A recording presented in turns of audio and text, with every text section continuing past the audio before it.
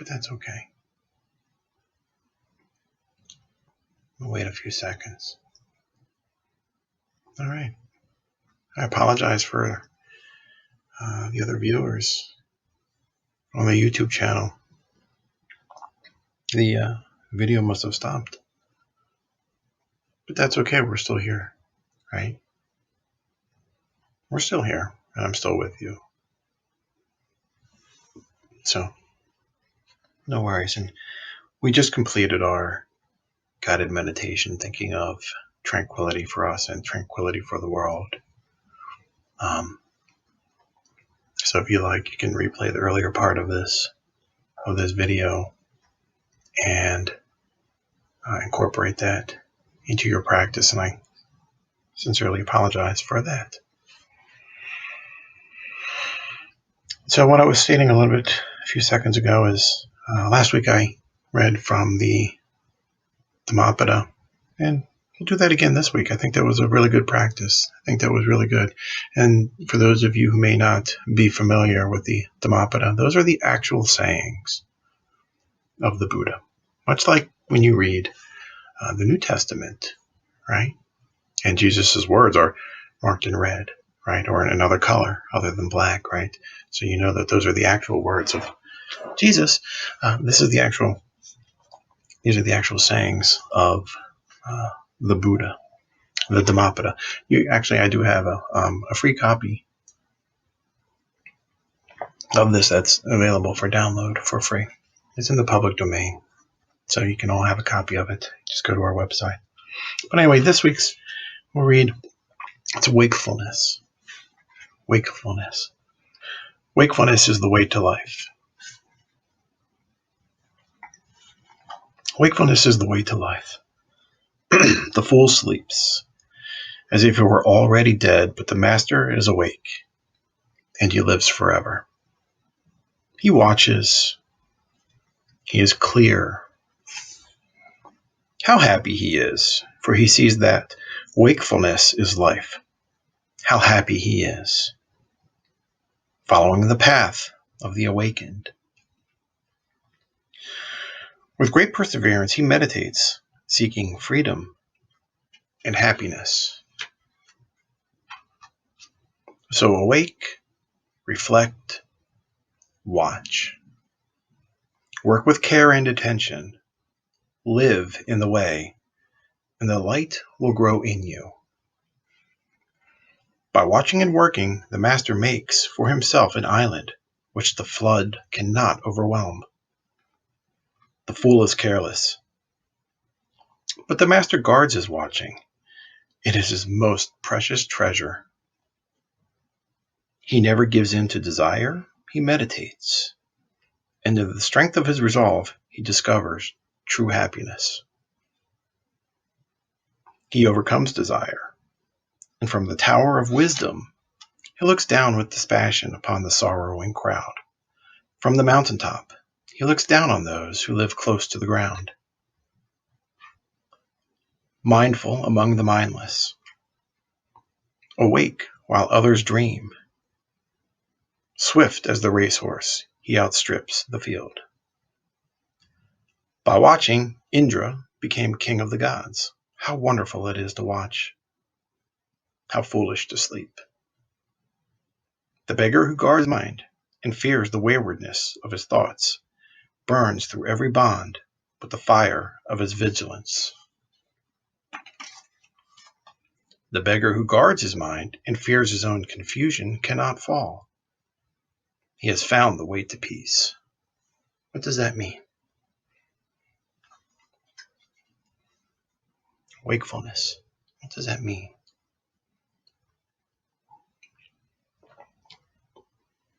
And desire, and the foolishness,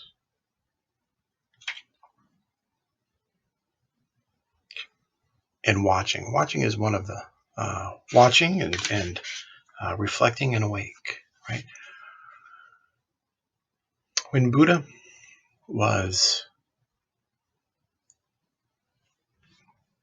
first enlightened, someone came upon him,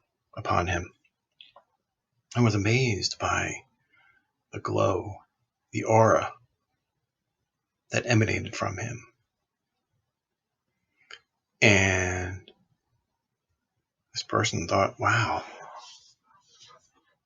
this is a magnificent being. And he approached him and he asked him,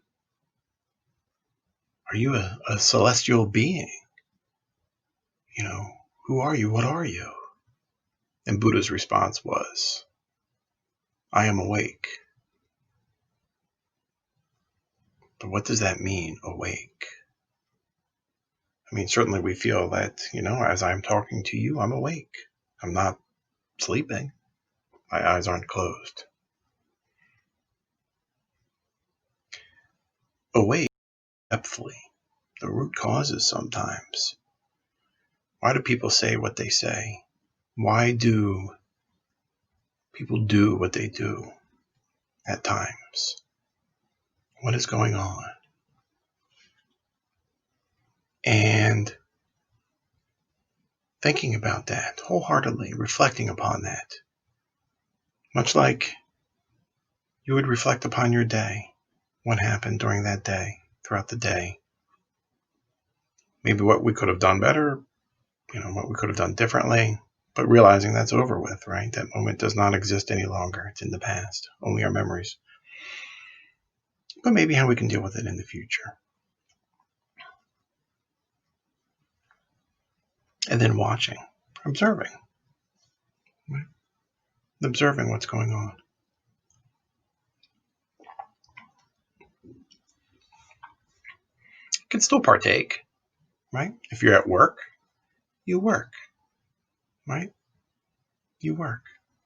And you work to the best of your ability. And you put forth your best effort.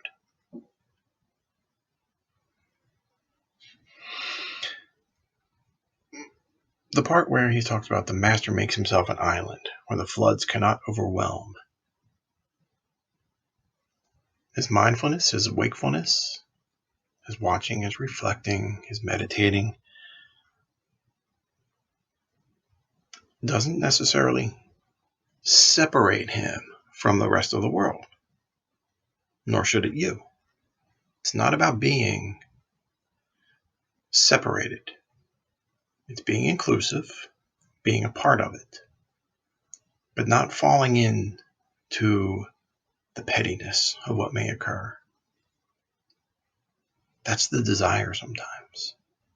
Sometimes if, maybe you work in an office complex, or maybe you work, with other people in a retail facility, or someplace where there's other people around, and sometimes the gossip happens, right? Avoid that.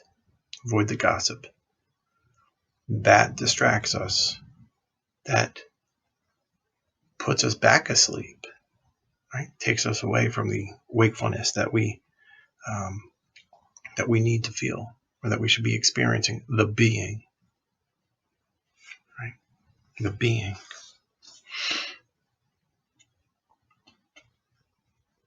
And then overcoming desire, right?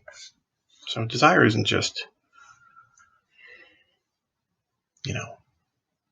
I want that ice cream, right?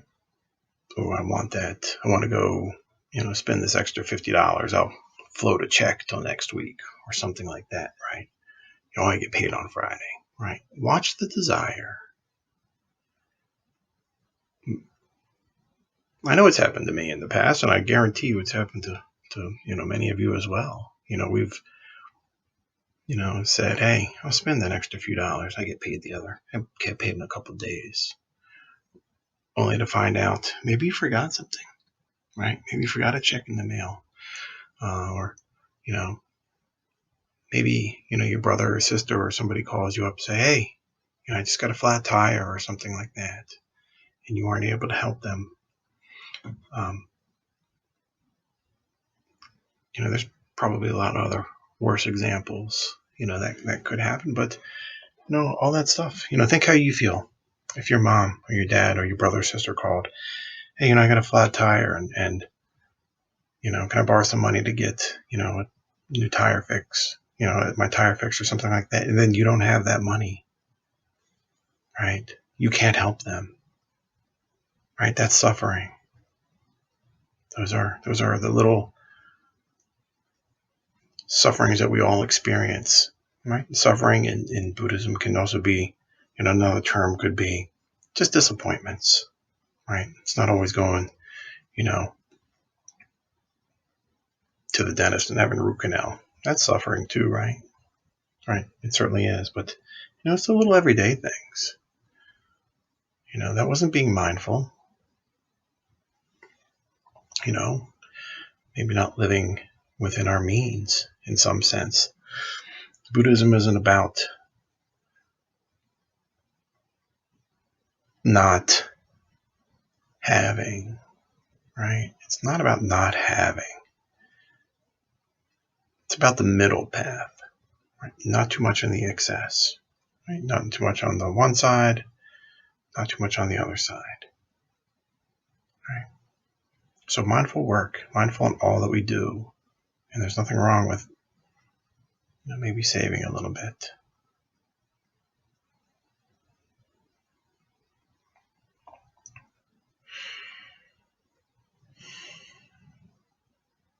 One of the things I would like to point out before we do close,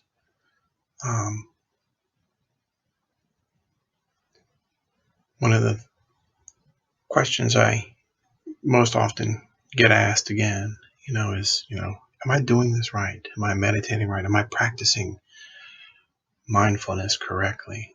And I have set up a registration for, it's a 13-week beginner's course in mindfulness. And I think that many of you will find it very helpful. It's, you can register now till the end of November, and it begins the first week of December. It's the 13 weeks. And so it ends in like the first or second week of March. It'd be like from 7 to 7:45 p.m. Central Time. And I think that should, will be a rewarding experience, fulfilling experience, answer a lot of questions that many people have. But being awake, right? The wakefulness to the world around us, to the goings on, to ourselves, the wakefulness to ourselves. Think about the wakefulness to ourselves. What does that mean?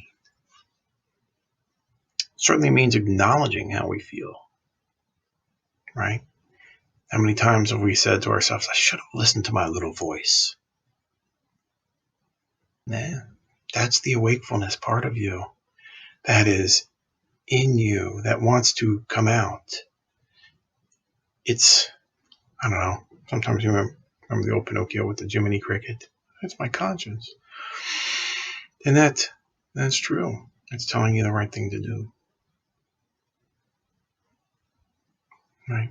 Deep down. Sometimes it's hard to hear sometimes, but that's the wakefulness that we talk about. The love and the compassion that we, spend or spread, to others. That's the wakefulness. Trying to come out, the voice inside us trying to come out. So let it out.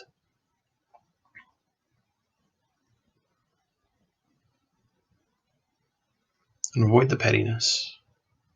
Avoid the negativity. And at times we'll get the negativity in our heads too. We'll hear those negative comments. And we say them to ourselves. We may not say them out loud, but just remember, those are just thoughts. The mind is always working, right? It's always going on. You can think of those negative thoughts. Think of them like clouds, right? Think of them like clouds. Here 1 minute, a few minutes later, you see them change form, change shape. Maybe you see a nice puffy cloud, right? Whatever type of cloud you want to visualize. And that negativity can be in the shape of that cloud, and it can change form and just dissipate away. And those are thoughts, right? Those are thoughts. Mind is always at play. always active doing things.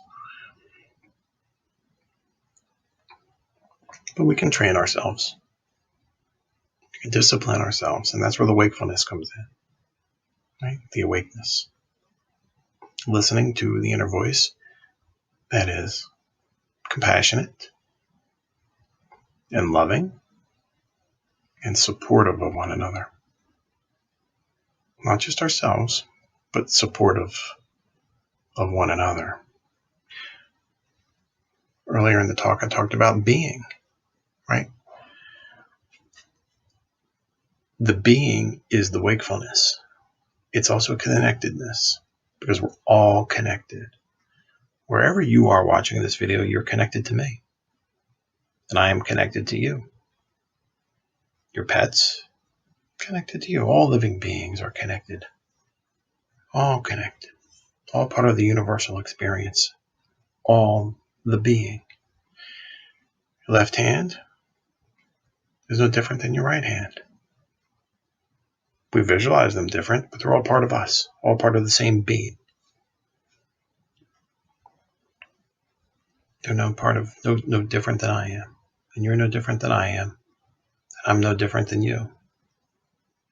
Your feelings are just as valid as mine, and mine are just as valid as yours. That's the being.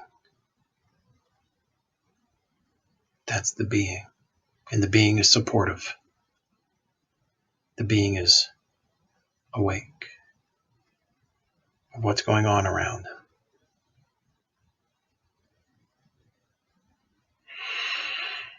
So, as we begin to close these last few remaining minutes, just again, like I said, the Dhammapada, the book of the Buddhist sayings, you can download those for free right off our website. BlueLotusMeditation.us, or you can follow the link that's on the platform that you're watching. Feel free to subscribe to our Facebook and YouTube channel as well. Yeah, but that book is free. It's good. It's a good book. A lot of wisdom in there. Accurate sayings. Ways to move forward in a positive way through your life.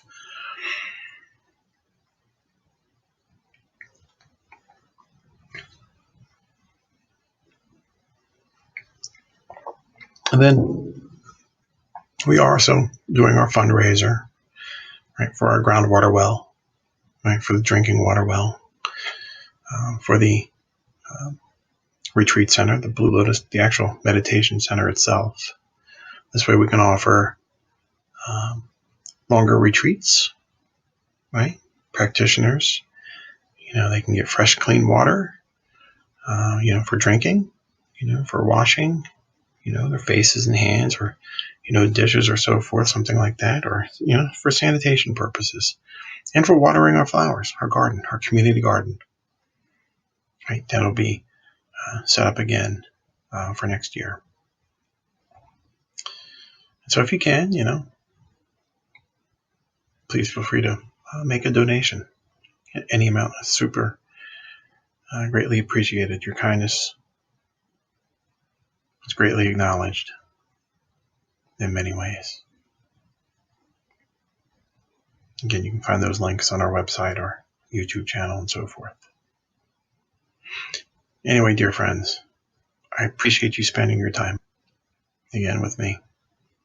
And we look forward to seeing you in the future and at one of our retreats, or maybe even the 13-week beginner's course in mindfulness and meditation. Namaste, my friends.